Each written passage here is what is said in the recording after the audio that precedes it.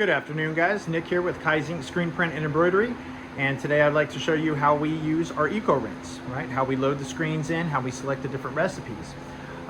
So we just exposed this screen, right?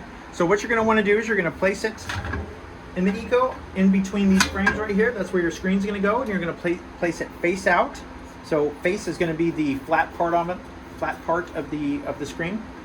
And once you have that in there, you're going to slide it all the way back until it locks into that little area back there. And you want to close your door. Now you can see that the lights were already on. If the lights were not on and you want to turn them on, you can hit manual menu, lights on, lights off, lights on. So that's how you do that. Go back to our main menu here. Now we have a few different recipes that we utilize, so we can hit recipes. I'll show you some of those. We have our main 305, troughs and 40 mesh, fine lines, standard, and new screens.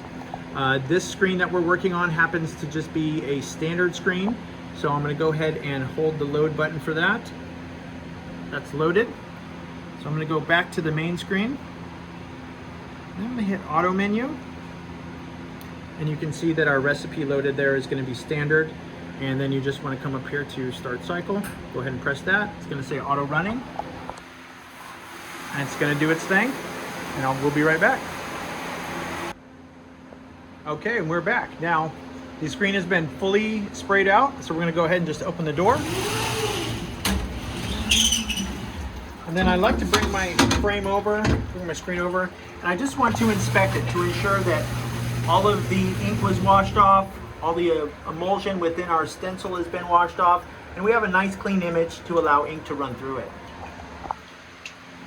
From there, I place it right down here on this rail, and I lean it up against this guy, because what we're gonna do is we're gonna use some compressed air, so we can find that right over here to your left.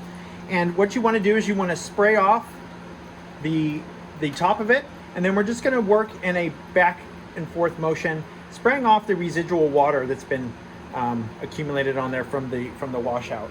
Okay, once you get that, you want to go ahead and flip it around, place it in the same place. Again, spraying off the top and just working all that residual water off to these open edges. You want to work it out to the open side here. So spraying off that, focusing on your main graphic. And once you get all of the water off to the sides, you just go around and just hit your edge.